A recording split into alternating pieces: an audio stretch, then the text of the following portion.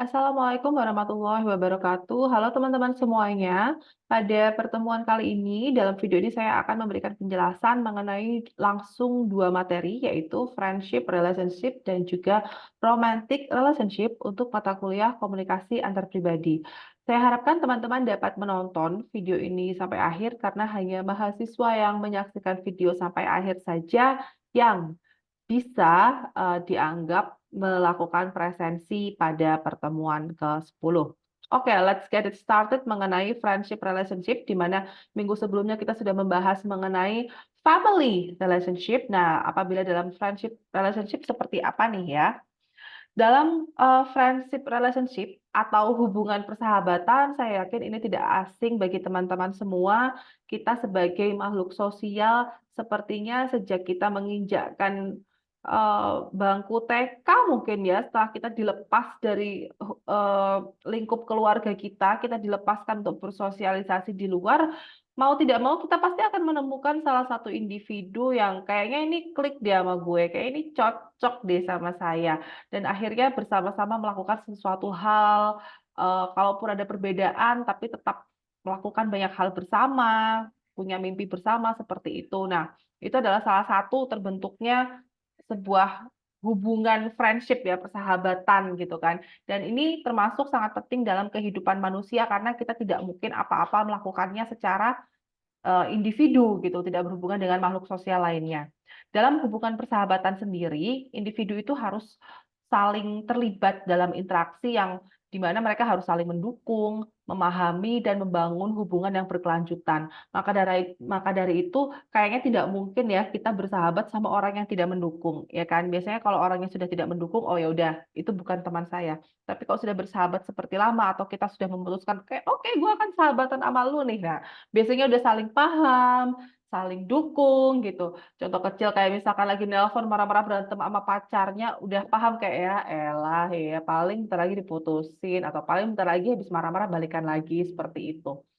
Dalam konteks KAP sendiri, friendship relationship ini menawarkan pemahaman yang mendalam mengenai seperti apa sih komunikasi itu mempengaruhi dinamika hubungan interpersonal antara individu dan antara seseorang dengan teman ataupun sahabat mereka.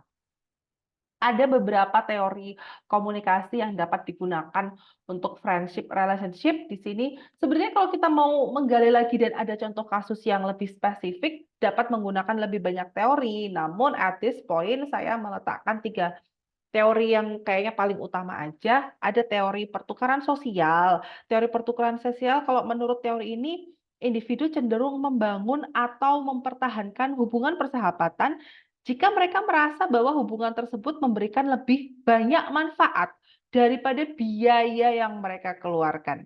Nah, dalam konteks komunikasi, hal ini mengacu pada pertukaran pesan positif, dukungan emosional, dan pemahaman resiprok antar teman-teman. Jadi, setara nggak sih uang yang kamu keluarkan dengan apa yang kamu dapatkan dari teman-teman kalian? Kalau dirasa enggak setara, ya kan, maka tidak worth it untuk berteman dengan mereka gitu. Nah, selain masalah uang juga tentu ada pertukaran pesan positif, dukungan emosional, seperti contohnya apabila sedang dalam tahap pendaftaran beasiswa, kamu daftar, teman kamu tidak mendaftar, terus kamu deg-degan banget nunggu final announcement-nya, lalu teman kamu akan memberikan dukungan, nggak apa, semangat, semangat. Kalau nggak bisa nanti kita coba yuk beasiswa yang lain, ada nih kayak gini. Nah, itulah maksudnya yang dimaksud dengan pesan positif dan juga dukungan emosional. Lalu ada constraint teori atau teori kendala. Teori ini menyoroti faktor-faktor yang dapat menghambat atau membatasi perkembangan hubungan persahabatan. Nah, kendala-kendala tersebut sebenarnya bisa bersifat internal ya, seperti perbedaan nilai atau perbedaan minat. Bisa juga bersifat eksternal seperti jarak geografis atau juga tekanan sosial ya. Jadi saya sengaja nggak nulis di sini supaya fokus ya. Kendala tersebut bisa bersifat internal seperti perbedaan nilai atau minat, lalu eksternal seperti jarak geografis dan juga tekanan sosial. Komunikasi di dalam konteks ini membantu individu untuk mengatasi kendala-kendala tersebut melalui negosiasi, melalui pengertian, dan juga melalui kompromi. Nah, itulah kira-kira apa sih yang bisa menghambat atau membatasi sebuah persahabatan. Biasanya kita menggunakan teori kendala. Contohnya, kamu sahabatan sama temanmu SMA. Sekarang kamu dari Jakarta, temanmu SMA stay di Jakarta dan kamu pindah ke Malang. Nah, tentunya kan ada jarak geografis ya yang menjadi kendala atau menjadi penghambat komunikasi kamu dengan teman kamu. Nah, kamu melakukan apa ya? Mencoba men-tackle kendala jarak itu apa yang kamu lakukan? Apakah tetap kontak-kontakan seminggu sekali? Apakah ada Zoom meeting? Apakah membuat liburan bersama ketika liburan semester? Nah, seperti itu contohnya. And the last one is attachment theory, di mana teori ini menekankan pentingnya ikatan emosional antara individu dalam hubungan persahabatan yang berkembang sejak masa anak-anak dan terus berpengaruh hingga dewasa, ya, itu teori attachment. Maksudnya adalah komunikasi yang terbuka, komunikasi yang jujur, komunikasi yang responsif membantu memperkuat ikatan emosional antara sahabatnya serta memberikan rasa keamanan serta dukungan antar teman-teman. Dan bisa jadi kadang kita saking terikatnya dengan salah satu teman ketika mau kuliah, daftar kampusnya, karena sahabat saya di sana, saya juga ikut di sana. Nah, bisa jadi juga seperti itu. Ada hubungannya dengan si attachment itu tadi. Saking attachnya sama temannya, sama visi misinya udah sama, ikatan emosionalnya udah sama, jadi memutuskan untuk bareng-bareng aja kuliahnya. Oke, lalu kita ke fungsi komunikasi dalam friendship relationship. Ya sebenarnya bersahabat aja nggak sih Mbak, perlu dipelajari komunikasinya nggak sih? Ya perlu, orang kita kuliahnya komunikasi antar pribadi dan kalian adalah calon sarjana ilmu komunikasi. Bagi orang yang bersahabat aja mungkin tidak perlu, tapi kan karena kita akademisi ya, akademisi di bidang ilmu komunikasi, so it's very important for us. Jadi salah satu fungsi yang pertama ada membangun keintiman atau intimacy, ya. Keintiman itu maksudnya ada keterbukaan dan ada kejujuran. Once sudah komunikasi itu terbuka, lalu jujur apa adanya, akhirnya memungkinkan saling individu untuk saling berbagi pikiran, berbagi perasaan apa yang dirasakan dan berbagi pengalaman secara mendalam. Sehingga ini bisa memperkuat ikatan emosi antar dua individu yang bersahabat dan kepercayaan di circle persahabatan tersebut juga eh, meningkat kalau komunikasinya sekali lagi harus terbuka dan jujur. Kalau banyak bohongnya, ya kan, kamu sesirkel berapa? 4 orang. Pas bertiga pada ngomongin yang satunya. Begitu satunya datang pada diem. Nah, terus bisa jadi kamu menaruh curiga. Jangan-jangan kalau aku nggak ada, mereka juga melakukan hal seperti itu. Sama-sama ngomongin aku dari belakang lagi kalau nggak ada. Akhirnya tidak ada keterbukaan, tidak ada kejujuran. Akhirnya kamu jadi nggak mau sharing lagi sama circle kamu. Kamu nge-gatekeeping informasi-informasi itu, nggak mau cerita pengalamannya, nggak mau cerita perasaannya apa, nggak mau cerita lagi naksir cowok siapa karena kamu ada trust issue sama kelompok tersebut. Nah, itu ketika komunikasinya udah nggak jujur, maka keintimannya pun juga tidak bisa didapatkan. Yang kedua adalah memberikan dukungan atau support, di mana komunikasi yang mendukung memberikan ruang bagi teman-teman untuk saling mendengarkan, memberikan saran, menawarkan dukungan emosional atau praktis dalam menghadapi tantangan atau kesulitan dalam hidup gitu. Eh, Ketika kamu bersahabat kan pasti harus ngasih support ya. Sahabat itu kan harus ngasih support, entah itu support untuk putus sama pacar toksik atau pacar untuk balikan lagi atau mungkin untuk move on atau memilih kampus dan sebagainya gitu. Jadi ketika kita saling mendukung, saling memberi saran gitu kan, biasanya hubungan tersebut juga akan semakin kuat dan semakin erat. Yang terakhir adalah meningkatkan kepuasan or satisfaction. Wow, kepuasan. Apakah ini kepuasan dalam hubungan persahabatan? Karena bisa jadi pernah nggak sih kamu kayak nge-cut off teman karena kamu ngerasa aku nggak nyaman ngomong sama dia, aku nggak bisa cerita sama dia. Nah, sebenarnya itu tuh masih masuk dalam level kepuasan dalam berkomunikasi. Sebagai contoh, saya dulu pernah punya teman mau latihan presentasi untuk, skripsi kalau nggak salah sidang akhir gitu. Dia lebih memilih presentasi latihannya di depan saya dibandingin teman dia yang satu jurusan, karena beda jurusan ya sama saya. Saya nggak ngerti tapi saya cukup dengerin karena dia bilang kalau sama Winda itu, Winda nggak memotong kata-kata, jadi menunggu dia presentasi sampai selesai, setelah itu saya memberikan komentar, "Tadi kurang ini bagus, tadi kurang ini," gitu. Sementara temennya yang jurusannya sama, baru ngomong satu kalimat, "Eh, salah kamu nggak kayak gitu." Baru lanjut dikit, "Eh, salah kamu nggak kayak gitu." Nah, jadi kan beda ya, ketika sama saya dia mendapatkan kepuasan dalam berkomunikasi, ketika sama teman satu jurusannya dia merasa nggak mendapatkan kepuasan dalam komunikasi. Akhirnya dia memilih untuk dalam hubungan persahabatan ini, ya udahlah pengalaman yang paling menyenangkan kok ternyata pengalaman yang sama Winda ya latihannya, maka saya akan sering-sering komunikasi sama Winda aja gitu. Soalnya dia merasa kebutuhan komunikasi dia untuk didengarkan, eh, memecahkan konflik, ya kan, atau dapat ke pengalaman-pengalaman baru itu didapatnya di saya seperti itu. Oke. Oke, sekarang ada strategi komunikasi dalam friendship relationship. Ada 4 aspek di situ ya. Tidak ada yang ini paling penting, ini paling penting. Enggak, sebenarnya semuanya sama penting-pentingnya aja.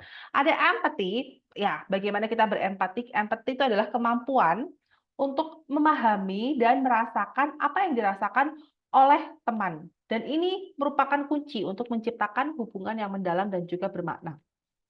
Kemudian ada open communication atau komunikasi terbuka, di mana teman-teman merasa nyaman untuk berbicara secara terbuka dan juga jujur tentang perasaan, kekhawatiran, dan juga harapannya.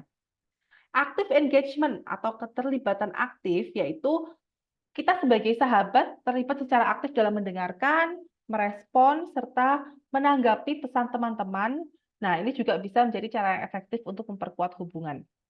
Konflik manajemen atau pengelolaan konflik yaitu kemampuan untuk ini ya konflik manajemen ya, kemampuan untuk mengelola konflik dengan bijaksana, memahami perspektif teman dan juga mencari solusi yang adil ketika antara sahabat itu punya konflik atau mungkin sahabatmu punya konflik eksternal dan kamu membantu, or the other way around, kamu yang punya konflik eksternal dan sahabat kamu membantu seperti itu ya.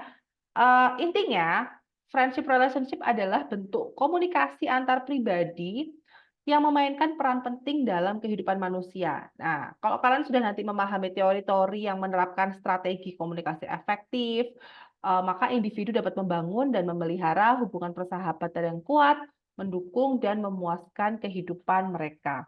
Oke, ada Easter egg ya, karena tadi saya bilang yang saya anggap absen hanya yang menyaksikan video sampai akhir. Nah, di tengah-tengah videonya ada Easter egg pertama. Coba jelaskan maksud dari memberikan dukungan dalam friendship relationship itu seperti apa yang tadi sudah saya omongkan. Kalian bisa mengetik ulang apa yang sudah saya omongkan nanti di kolom diskusi di si Pejar. Jadi di kolom diskusi di si Pejar langsung aja ditulis di situ Easter egg 1 bla bla bla bla bla ya, seperti itu. Oke? Dan yang saya anggap absen kuliah hari ini hanyalah yang menulis diskusi sesuai perintah dari video. Sekarang kita moving on ke romantic relationship karena ini tuh nggak seberapa berat ya materinya, maka saya gabungkan aja dalam satu pertemuan. Dalam romantic relationship, ya hubungan romantis ya, yang pasti ini pasti oleh seseorang yang, well, naturally it should be the gender opposite with us ya, harus lawan jenis gendernya karena romantic relation nggak harus sih. Oke, gue blunder.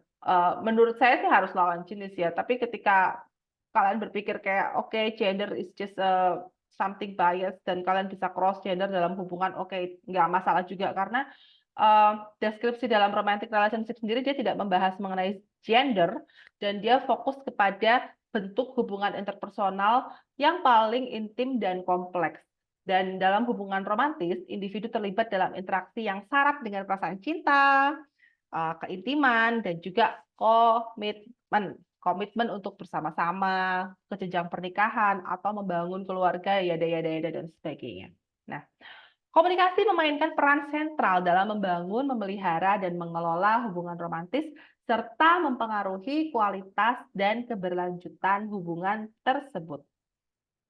Ada beberapa teori dalam romantic relationship. Saya juga pilih 3 teori utama. Kayaknya ada beberapa yang sama ya, sama yang friendship, yang di kendala, dan juga pertukaran sosial ya. Hampir sama di teori pertukaran sosial itu, pasangan dalam hubungan romantis ini ya, pasangan dalam hubungan romantis cenderung mempertimbangkan manfaat dan biaya dari hubungan mereka, dan mereka akan cenderung mempertahankan hubungan jika manfaatnya lebih besar dari biayanya, gitu. Kayak misalkan si cowok udah bayarin cewek apa namanya, salon, beliin baju baru dan sebagainya gitu. Dan ceweknya mau berpenampilan cantik, bisa dijadiin trophy girlfriend ya kan, dibawa ke gengnya kemana-mana. Ini cewek gue, cewek gue, cewek gue gitu. Terus dia merasa status sosial dia naik karena pacarnya cakep gitu. Terus dia bisa bikin konten, kontennya juga engagementnya banyak. Terus dia jadi di endorse gara-gara punya pacar yang cakep. Nah, itu yang dimaksud teori pertukaran sosial dalam romantic relationship.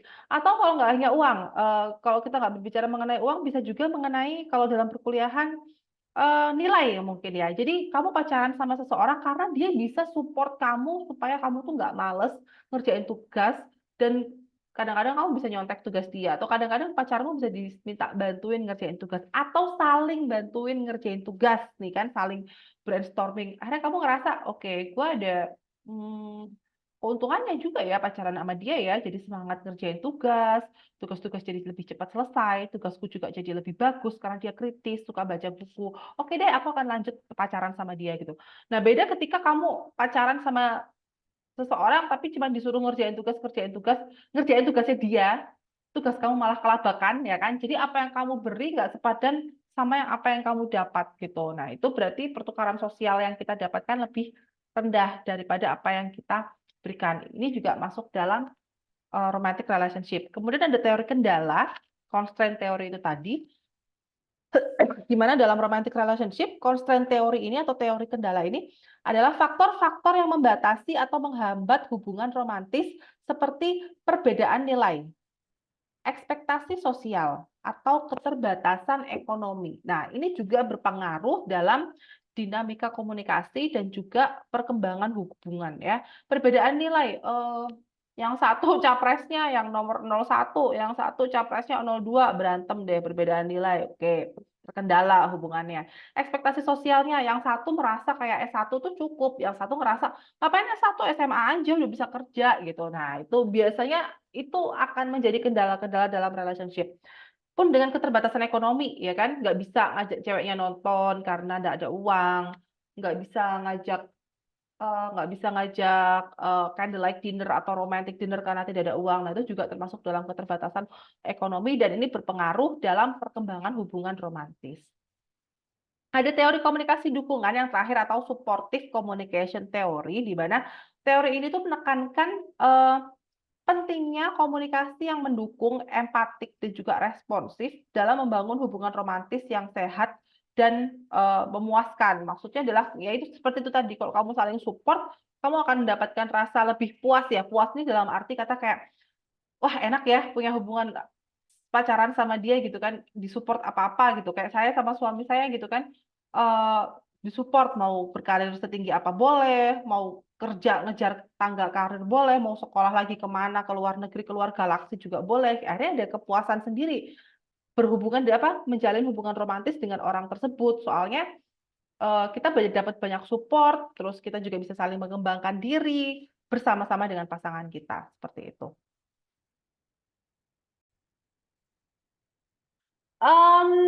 Now we are moving to fungsi komunikasi dalam romantic relationship ya. Ada 3 fungsi utama. Yang pertama adalah membangun keintiman ya. Dimana sekali lagi kalau mau komunikasi yang intim, kuncinya adalah komunikasi terbuka, jujur, dan juga empati. Hingga pasangan kamu bisa saling memahami berbagai perasaan dan memperkuat ikatan emosional dan fisik di antara mereka. Yang kedua adalah negosiasi dan pengelolaan konflik atau konflik negotiation dan management, di mana konflik adalah bagian alami dari setiap hubungan dan komunikasi yang efektif dalam menangani perbedaan pendapat, kebutuhan, dan keinginan membantu pasangan untuk mencapai solusi yang saling memuaskan dan memperkuat hubungan mereka. Konflik itu pasti ada, either di romantic relationship maupun di friendship relationship ya. Namun ketika dalam romantic relationship ini kalau komunikasi kita efektif, perbedaan pendapat dapat diatasi dengan baik, ya kan? Kebutuhan-kebutuhannya itu dipenuhi, kebutuhan-kebutuhan dipenuhi itu maksudnya eh didengerin, ya kan? Atau cerita direspon sesimpel itu. Nah, ini dapat saling memperkuat hubungan antara pasangannya. Beda sama biasanya cewek tuh lebih suka didengerin ya. Cewek itu kan suka kayak, tahu nggak sih temanku gini gini gini terus. Walaupun cowoknya kayak excited, oh iya, oh iya, oh iya, itu sudah merasa terpuaskan. Beda dengan cerita terus cowoknya sibuk main PUBG gitu ya, nggak memperhatikan sama sekali. Itu pasti kayak, kamu setiap aku cerita nggak pernah dengerin. Nah, udah deh. Akhirnya bukan pengelolaan konflik, yang ada malah munculnya konflik. Dan yang terakhir ada commitment development atau komunikasi yang membangun kepercayaan, kesetiaan, serta tanggung jawab untuk saling membantu dalam mengembangkan komitmen yang kuat di antara pasangan. Seperti apa nih membangun komitmennya? Apakah bagi tanggung jawab atau mungkin dalam tanggung jawab ada persentase yang berbeda? Ada satu hal laki-laki presentasinya lebih besar, ada satu hal yang persentase perempuannya lebih besar. Setia apa sama pasangannya, ya kan? Karena kalau kamu setia, nggak tahan godaan-godaan yang lain, maka oke, semakin komit nih untuk melangkah ke jenjang selanjutnya. Nah, seperti itu dalam romantic relationship. Oke. Lalu ada beberapa strategi komunikasi efektif dalam romantic relationship. Ada open and honest communication, komunikasi terbuka dan jujur, yaitu terbuka tentang perasaan, harapan, dan kebutuhan masing-masing sehingga memungkinkan pasangan untuk membangun kepercayaan dan keintiman yang mendalam. Ada active listening, mendengarkan aktif ya. Seperti yang teman-teman tahu bahwa mendengarkan itu sangat penting sekali dalam komunikasi antar pribadi ya. Mendengarkan dengan penuh perhatian, terus penuh empati, terus tanpa ngejudge ya, tanpa menilai atau ngejudging itu akan membantu pasangan untuk merasa didengar dan merasa dipahami. Expression affection atau ekspresi kasih sayang, di mana ada pengungkapan rasa cinta, ada pemberian perhatian, ada pemberian reward. Pemberian reward itu seperti word of affirmation gitu loh. Word of affirmation itu apa ya? Kayak misalkan kamu lolos beasiswa terus pacar kamu, "Selamat ya, kamu keren banget loh bisa lolos beasiswa ngalahin ratusan orang-orang lainnya." Nah, contohnya seperti itu, ekspresi seperti itu. Nah, terus apalagi sentuhan, tindakan seperti love language ya. Love language kan udah banyak nih. Saya yakin teman-teman udah pada tahu nih love language-nya apa? Gift kah? Sentuhan kah? Word of affirmation kah? Atau keberadaan pasanganmu. Nah, itu kan tiap orang kan beda-beda ya.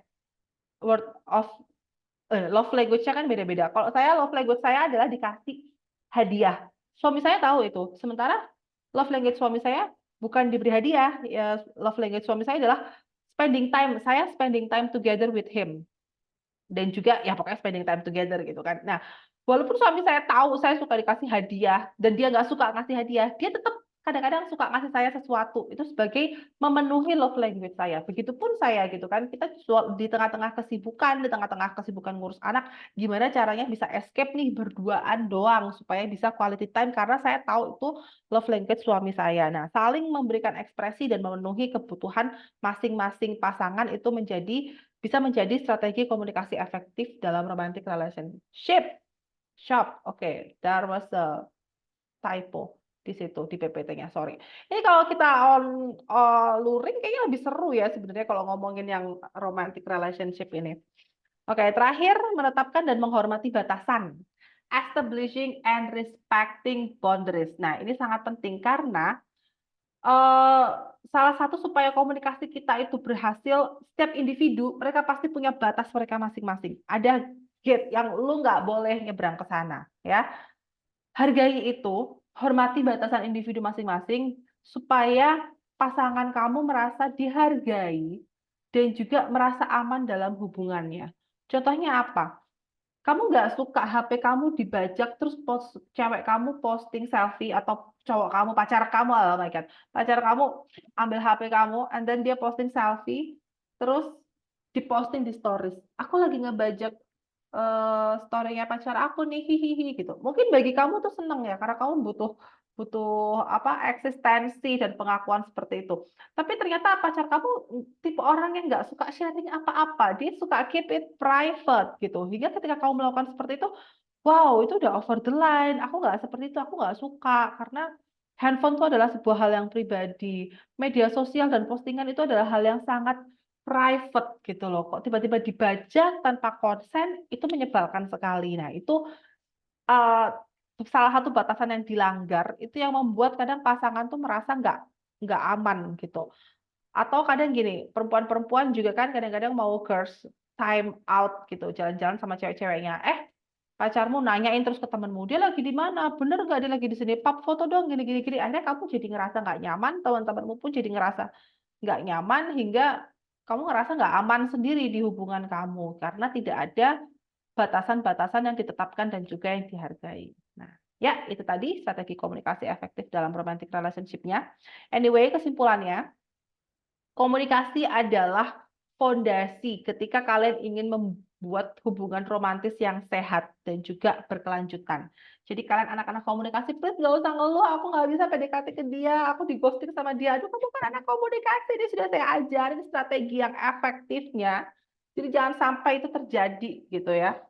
Dan semoga dengan memahami teori-teori ini dan menerapkan juga strategi-strategi komunikasi efektif, pasangan dapat membangun hubungan yang lebih mendalam, memuaskan, dan juga berkelanjutan di kehubungannya, di hubungan mereka. Jadi kayak udah tahu komitmennya seperti apa dan tahu bisa dilanjutkan di seperti apa. Jadi nggak ada lagi ya ghosting-ghosting, ngeghosting atau ngerasa di ghosting. Kalau ngerasa di ghosting langsung klarifikasi. Maksudmu apa ya? Itu ngelabrak ya, bukan klarifikasi. Tapi lakukan komunikasi yang bagus gitu. Tidak ada salahnya dalam hubungan romantis sebelum ke jenjang yang lebih jauh kita menuangkan ekspektasiku dalam hubungan ini seperti ini loh. Nah, terus kita pengen dengar ekspektasi dari yang sana seperti apa. Itu sangat penting sekali. Sedikit intermezzo, ketika saya mau menikah sama suami saya ngomong apa yang mau saya lakukan, kayak misalkan gini, kalau misalkan aku nanti nggak punya, nggak misalkan auzubillah kita nggak bisa punya anak, aku nggak mau adopt, ya udah nggak usah bayi tabung juga mahal, nggak ada duit, ya udah nggak usah punya anak gitu misalkan. Atau kalau ternyata berhasil punya anak, aku cuma punya anak, pengen satu anak aja. Terus aku harus S3 di luar negeri, atau aku harus bekerja. Kalaupun aku nggak bekerja full time, ilmuku dan juga kemampuanku harus disalurkan melalui hal lain. Dan yada itu harus dikasih tahu kepada suami. Dan suami pun juga seperti itu, ketika dia mendengarkan ada yang merasa dinego, itu anak satu bisa nggak? Dua lah setidaknya, tapi jaraknya agak jauh, lalala lili ya kan, dinego. Ya udahlah, nanti dinego seperti apa. Kemudian dia juga bilang ekspektasinya mau menikah seperti apa. Oh, aku ekspektasiku kamu nggak usah masak nggak apa-apa, tapi yang penting kalau makan keluar harus bareng, bla bla bla bla. Itu semua diomongkan di awal sehingga nggak ada gondok-gondok di belakang ketika nikah. Kok dia ternyata kayak gini, itu udah nggak ada karena semua sudah diomongin di awal. Kalau ini oke, kita maju ke tahap selanjutnya. Kalau nggak oke, oke, bye. Udah sesimpel itu. Ya, itu secara strategi komunikasi efektifnya. Maka sebagai anak komunikasi, hindari miskom miskom dalam hubungan romans kalian. Oke?